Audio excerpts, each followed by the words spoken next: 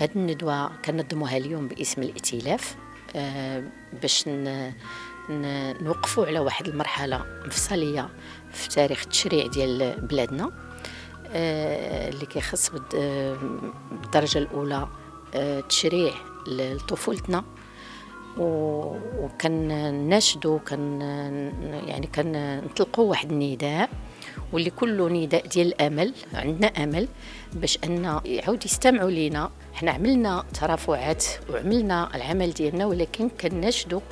المره اخرى اللجنه الوزاريه المكلفه بصياغه المدونه باش اننا يخرجوا لنا واحد المدونه اللي كتحترم المواثيق الدوليه اللي صادق على المغرب، كتحترم الحقوق ديال الطفوله ديالنا، لاننا الطفوله ديالنا اللي هي بناتنا وولادنا هما نساء ورجال الغد، وغيناهم يكونوا كيتمتعوا بجميع الحقوق ديالهم، وبالتالي كيساهموا في التنميه ديال بلادنا. هذه الندوه الصحفيه الترافعيه كتنظمها ائتلاف دنيا لمنع تزويج الطفلات من بعد خروج بعض الملاحظات والتوصيات اللي صدرت عن الهيئه الاستشاريه لمراجعه مدونة الاسره، والتي اساسا تتعلق بالنقاط المتعلقه بمنع تزويج الطفلات، اللي هو مشروع تشتغل عليه جميع الجمعيات في اطار ائتلاف دنيا لمنع تزويج الطفلات، والتي اعتبرت على مقترح تحديد سن 17 سنة من أجل كسن للزواج،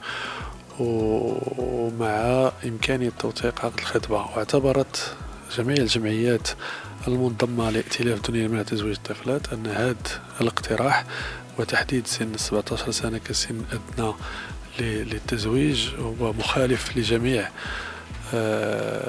المعطيات القانونية، سواء ما تعلق بالتزامات المغرب الدستورية وأمام بمناسبة استعراض الدوري الشامل وقبوله توصية محاربة تزويج الطفلات في المغرب، بالإضافة إلى كونه يخالف جميع المبادئ والقيم الإنسانية، على اعتبار أنه كيحرم هاد الفتيات من الطفولة ديالهم ويجهز على المستقبل ديالهم.